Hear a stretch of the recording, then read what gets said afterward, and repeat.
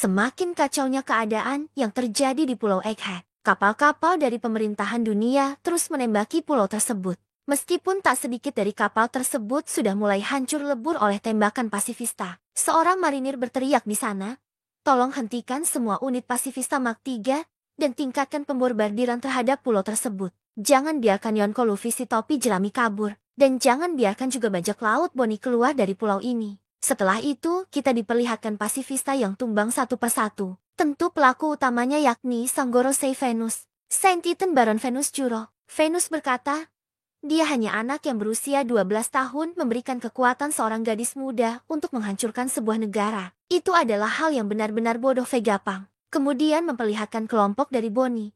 Yang bersamanya saat ini adalah dua orang raksasa yakni Kaimo dan juga Kasi, yang bertugas untuk mengantar mereka semua menuju ke kapal bajak laut raksasa. Dua raksasa itu berkata, "Cepat segera kembali ke kapal. Seseorang yang cukup bodoh baru saja akan mendarat." Di sana kapal perang marinir terus saja membombardir meriamnya. Mereka bilang, "Jangan biarkan mereka berlayar. Tenggelamkan kapal mereka yang akan menuju ke Elbaf." Perterangan pun dimulai dengan kelompok ini berhasil dihentikan oleh wakil Laksamana Red King yang ada di depan mereka. Pertarungan pun tidak bisa terhindarkan. Salah satu anggota dari mereka yakni Cyborg Frankie berusaha melawan wakil Laksamana ini. Red King berkata, "Aku tak akan membiarkan kalian lewat." Frankie menjawabnya, "Menyingkirlah dari jalanku." Frankie lalu menggunakan tekniknya yakni Strong Ride.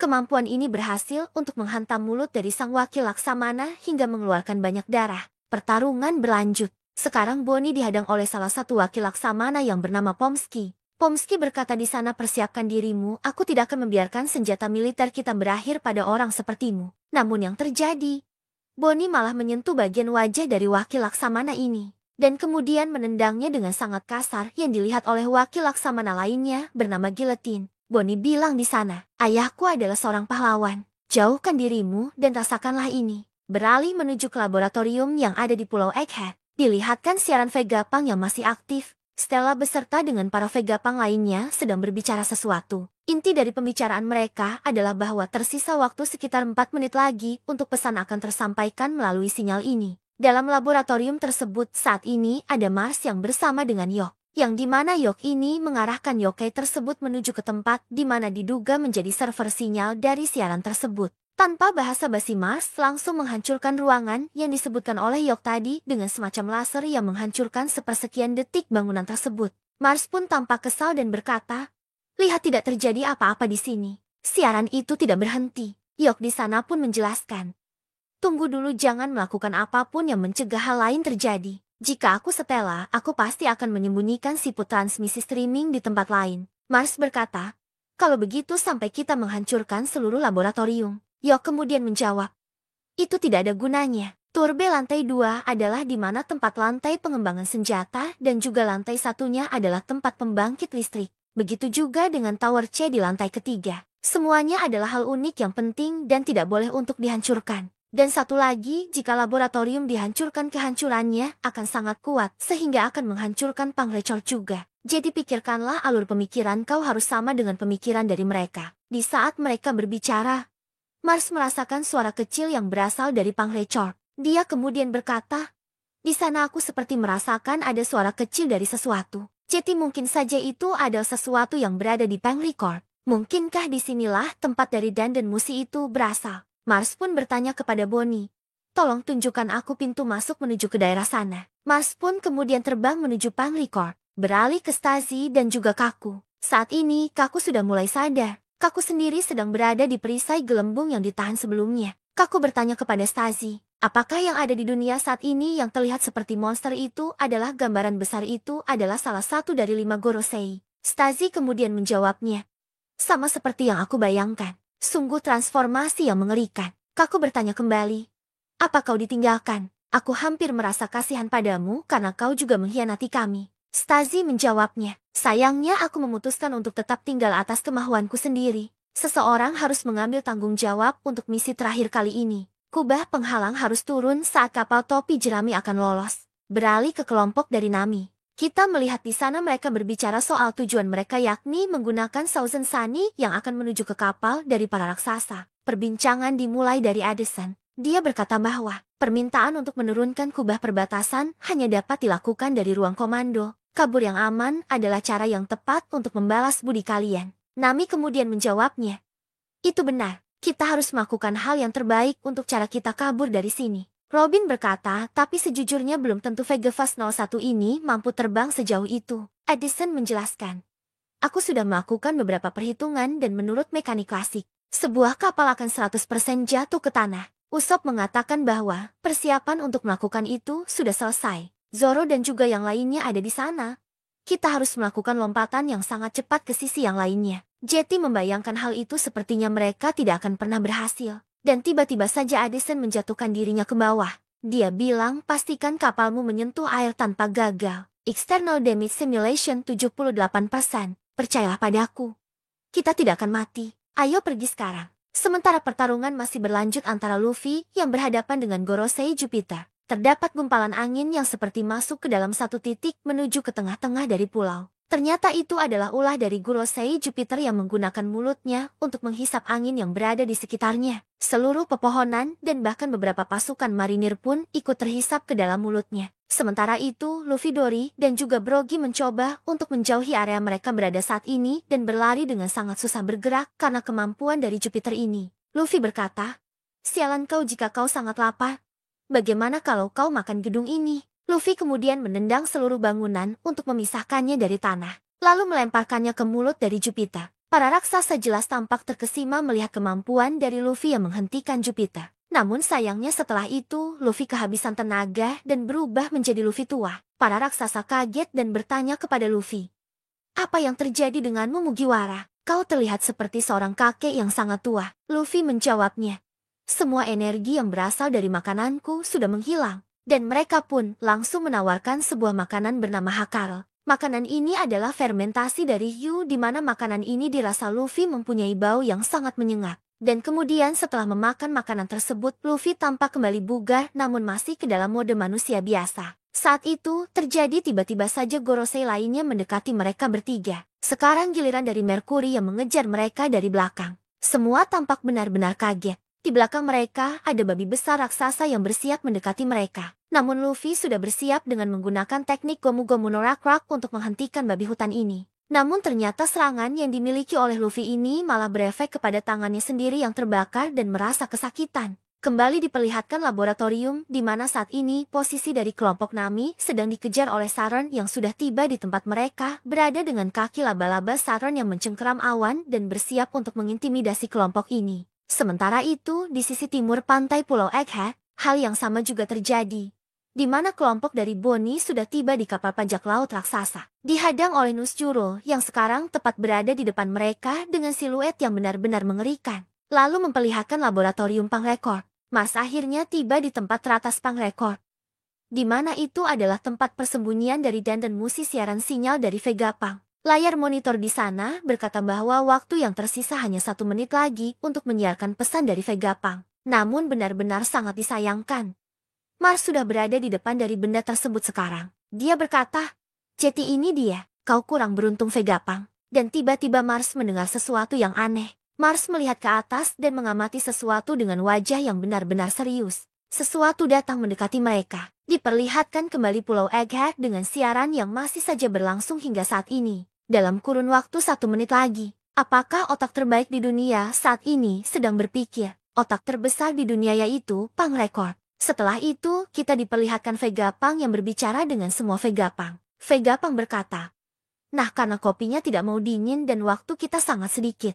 Jetty, apakah siput kita sudah siap? Saka pun bilang, sejak 30 detik yang lalu. Pythagoras mengatakan, ini sudah disiarkan dan dilihat oleh penjuru dunia dan itu membuatku sedikit malu. Di dalam Pangrekord, Mars langsung berkata, Jetty ini adalah kau yang sebenarnya. Mars melihat sebuah kepala raksasa dari Vegapunk yang masih berisi dengan rambutnya di sebuah tabung besar dengan cairan yang mengelilinginya. Tabung itu pun juga disambungkan ke beberapa kabel yang menyatu ke Pangrekord. Mars berkata, Jetty benda ini masih hidup bahkan setelah kau mati. Apa sebenarnya kematian itu? Di mana kesadaran itu berada? Apakah ini kau Vegapunk? Siaran terus saja berlanjut.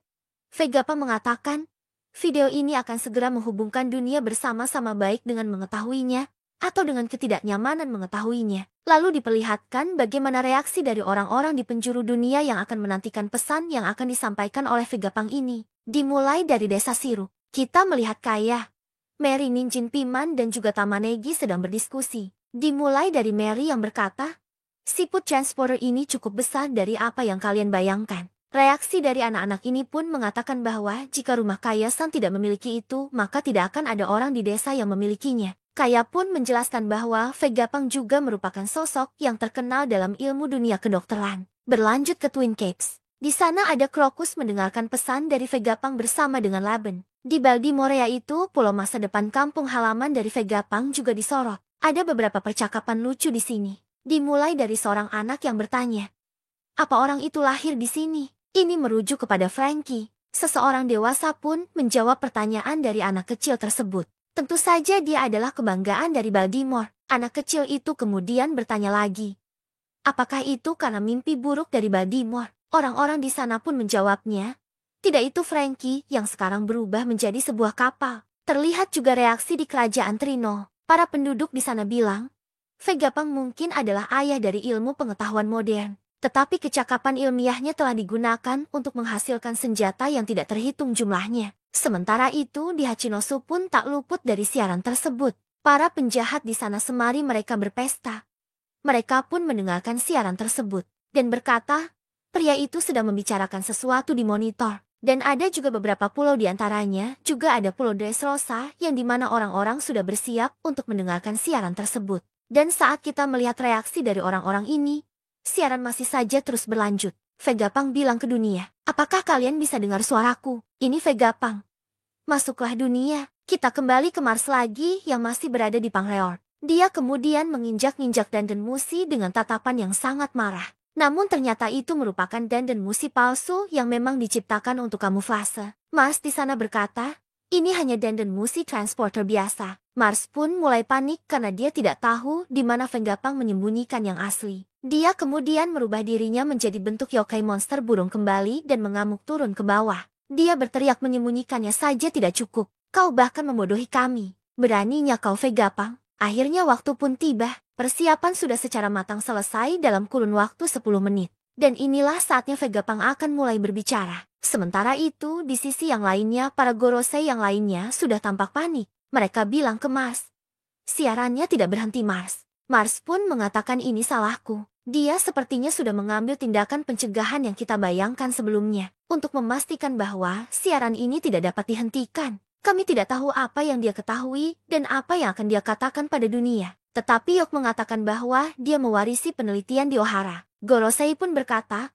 ini berarti tidak akan berhasil sama seperti dulu dengan Clover. Apakah kau berniat membalaskan dendam Ohara Vegapunk? Lalu diperlihatkan posisi dari Sanji yang saat ini bersama dengan Vegapunk yang berada di pundaknya sedang menuju ke arah dari kelompok Bonnie. Di sana dia berkata, aku bisa mendengarnya. Bonnie-chan membutuhkan bantuanku. Dan siapa itu? Aku tidak akan menyerahkannya pada Marinya. Sanji tepat pada waktunya saat sebelum Nuschuro ingin menggunakan pedangnya dalam menyerang kelompok Bonnie yang saat itu Frankie sedang menghadangnya. Sanji berkata, minggir Frankie. Orang yang akan disukai olehnya adalah aku. Jangan berharap simpati pada aku meskipun kau adalah orang tua. Beginilah cara bajak laut bertarung. Sanji berhasil menenang wajah dari Nuschuro. Wajah dari Gorosei ini mengeluarkan darah akibat serangan dari Sanji tersebut. Namun tiba-tiba Nuschuro berubah menjadi mode Bakotsu dan menggigit tubuh dari Sanji. Akibat serangan tersebut tubuh dari Vegapunk terpental dan untung saja dia diselamatkan oleh Atlas. Dalam kejadian ini, siaran masih saja berlangsung dengan Vegapunk yang mengatakan,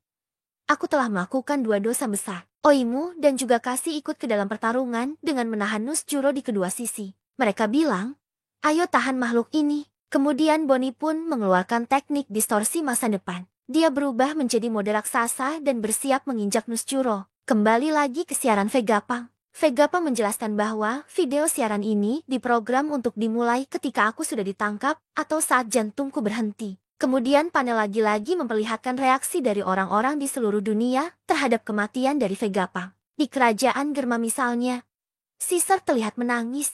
Di Sambaudi sendiri, reaksi dari salah satu penonton berkata, jadi apakah artinya sekarang Vegapunk sudah tewas? Duval juga menonton siaran ini di markasnya. Dia terlihat kebingungan dengan mengatakan, tunggu dulu, Bukannya orang ini sudah menjadi tawanan dari bajak laut Pijerami saat berita di pagi hari. Sementara itu, di kantor pusat surat kabar ekonomi dunia, kita bisa melihat Morgans yang benar-benar marah.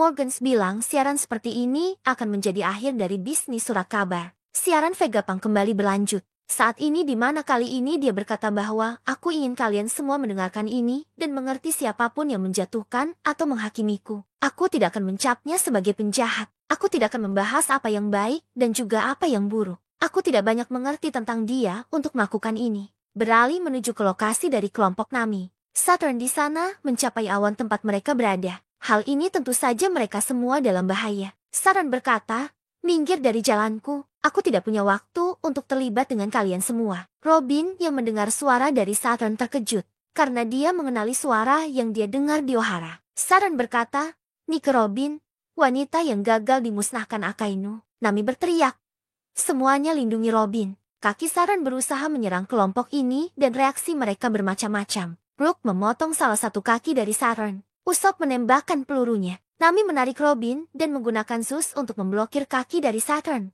Sementara itu, Chopper melindungi mereka semua. Kembali lagi ke Mars. Posisi dia saat ini sudah ada di luar ruangan. Dia sedang berbicara dengan Gorosei lagi. Mars berkata, apa yang akan terjadi jika aku menghancurkan pembangkit tenaga listrik? Saturn menjawabnya, jangan lakukan itu. Kita tidak akan peduli jika hal ini berakhir dengan memusnahkan semua kapal perang dan tentara yang mengelilingi pulau. Mercury menjawabnya, itu berarti tidak akan ada seorang pun yang mampu menciptakan Master Flame yang lain. Vegapunk berkata, apa yang akan aku katakan mungkin terdengar tidak masuk akal. Banyak yang akan menertawakanku, tetapi setiap orang berhak mengetahuinya. Dunia ini akan tenggelam ke laut. Dilihatkan reaksi dari orang-orang yang sedang berada di markas besar Angkatan Laut. Tepatnya di dunia baru, di dalam suatu ruangan, pidato dari Vegapunk membuat gempar banyak orang, terutama beberapa pasukan Angkatan Laut yang mendengar pesan tersebut.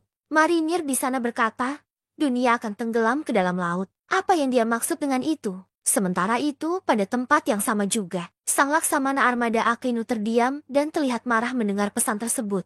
Lalu diperlihatkan reaksi dunia lagi dan menuju ke salah satu tempat di Pulau Jaya yaitu Marktown. Netizen di sana melihat pesan tersebut tertawa terbahak-bahak dan mengejek Vegapunk. Orang-orang berandalan ini benar-benar melihat pesan dari Vegapunk itu seperti sebuah kebohongan publik yang mereka anggap sebagai pembodohan. Para preman di sana berkata, orang ini luar biasa, itu hanya kematian kata-kata bodoh dari seorang manusia. Apa kau hanya menginginkan seluruh dunia menjadi kacau? Bagaimana bisa dunia tenggelam? Beralih ke reaksi selanjutnya yakni tepatnya di Water Seven. Orang-orang di sana melihat pesan ini dalam layar TV mereka. Warga di sana bereaksi apa yang dia katakan sangat kredibel mengingat keadaan negara kita. Tapi sekarang, itu akan terjadi pada seluruh dunia. Jetty itu tidak adil soal air pasang dan juga air surut. Pauli dan juga teman-temannya pun juga merasakan keadaan yang serupa. Yaitu seluruh dunia akan sama dengan apa yang terjadi sekarang di Water Seven. Reaksi berlanjut ke penjara neraka bawah air yaitu Impel Down. Mantan si Cibukai sekaligus pelaku pengkudeta kerajaan Dressrosa Flamingo sangat puas mendengar pesan dari Vegapunk dengan tertawa lepas. Dia mengatakan, ini yang terbaik. Kalau Impel Down ke Banjaran Air Laut, tugasmu untuk memastikan keselamatan para tahanan. Benar kan Magellan? Magellan menjawabnya, ya memang benar. Adanya kenaikan air laut levelnya sebesar 1 meter di hari lain, menyebabkan kepanikan yang hebat dalam lingkungan penjara. Kira-kira berapa meter air lagi yang dibutuhkan seluruh dunia untuk melakukannya agar dunia ini tenggelam? The Flamingo menjawabnya, jika air naik sekitar 5 meter, sebagian besar kota di dunia akan tenggelam dan sudah ditakdirkan. Apakah semua orang akan pindah di tempat lain ke tempat yang lebih tinggi? Berlanjut ke reaksi dari Pulau Manusia Ikan di Kerajaan Ryugo. Shirahoshi di sana mendengar pesan tersebut dan bertanya, ayah, apa yang dikatakan dunia ini akan tenggelam akan kejadian?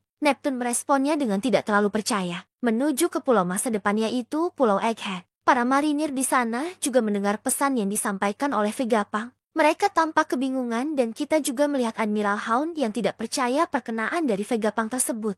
Dia bilang apa yang ingin dia katakan. Apakah ilmuwan terpintar di dunia sedang mencoba menciptakan kekacauan di seluruh dunia dengan kebohongannya? Kau benar-benar omong kosong, Dr. Vegapunk. Di sisi yang lainnya, 5 tetua Gorosei juga tampak panik. Mereka belum menemukan sumber sinyal dari siaran Vegapunk. Kali ini, mereka semua sepakat berteriak hancurkan semua transmisi, semua transponder, Hancurkan bentuk kehidupan apapun yang dapat kalian dengar. Yang lainnya tidak penting untuk saat ini. Sementara itu, Yok dengan pengetahuannya juga ikut membantu Gorosei menemukan sumber sinyal tersebut. Yok berkata sambil berlari, "Berapa banyak lagi yang akan kau katakan, Stella?" Dan pada akhirnya, Vegapunk terus berbicara tanpa henti pada siaran tersebut yang diperdengarkan oleh banyak orang. Vegapunk berkata, "Aku akan berbicara sedikit tentang masa depan. Tapi dalam beberapa hari setelah rekaman ini, jika dalam perhitungan yang aku buat benar, gempa bumi yang luar biasa akan terjadi kepada seluruh dunia." Semua orang terkejut mendengar hal tersebut,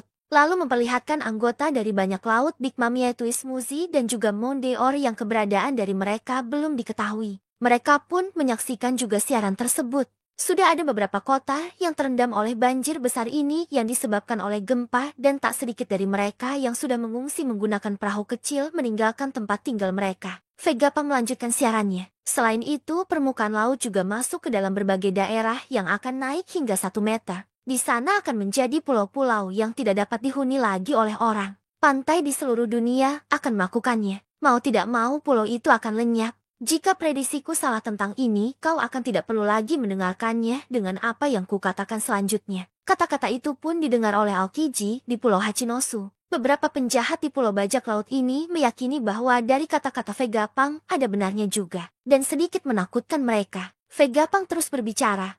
Tapi jika semua ini terjadi, maka aku ingin kalian semua mendengarkan baik-baik apa yang ingin aku sampaikan kepada kalian. Gempa itu bukan fenomena bencana alam. Sementara itu, kelompok dari Nami terus saja diincar oleh Saturn yang menginginkan Robin. Saturn terlihat kesal.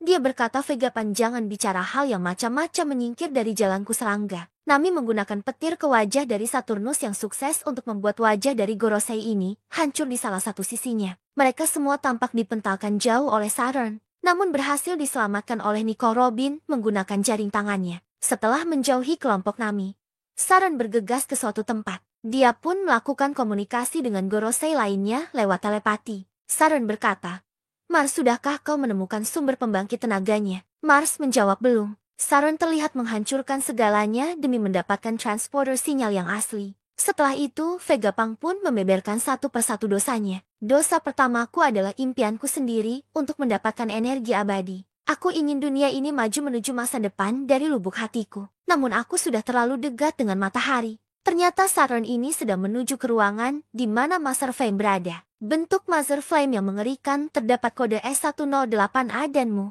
Para Gorosei berkata, "Hancurkan semua bentuk kehidupan yang responsif di setiap sudut fase perburuan." Vegapunk pun menjelaskan semuanya dari awal untuk mengakhiri ini. Mengenai apa yang terjadi di dunia untuk saat ini. Saat pidato tersebut dilihatkan bagaimana kondisi yang terjadi di masing-masing aliansi. Seperti robot kuno yang terus berjalan tanpa henti menuju ke suatu tempat dengan mendapatkan beberapa tembakan daripada marinir yang tidak mempan terhadap robot tersebut. Marinir berkata, "Ini tidak bekerja, benda apa itu?" Dia benar-benar pantang menyerah. Di satu sisi Luffy dan juga dua raksasa masih terus bertarung melawan Warkuri. Warkuri terlihat melumuri dirinya dengan semacam api yang berlari menuju ke arah dari mereka. Para raksasa berusaha berlari dan menjauhi tempat tersebut. Mereka berkata, "Panas. Kita akan terpanggang. Ayo cepat segera lari." Lalu di Marijoa terdapat Insama yang terdiam mendengar pesan dari Vegapunk tersebut. Dan siaran kembali berlanjut. Vegapunk bilang, "Sekitar 900 tahun yang lalu dan sekarang ini adalah cerita selama periode 100 tahun yang terjadi 800 tahun yang lalu. Kebenaran yang ada dalam periode sejarah itu tiba-tiba saja dihilangkan.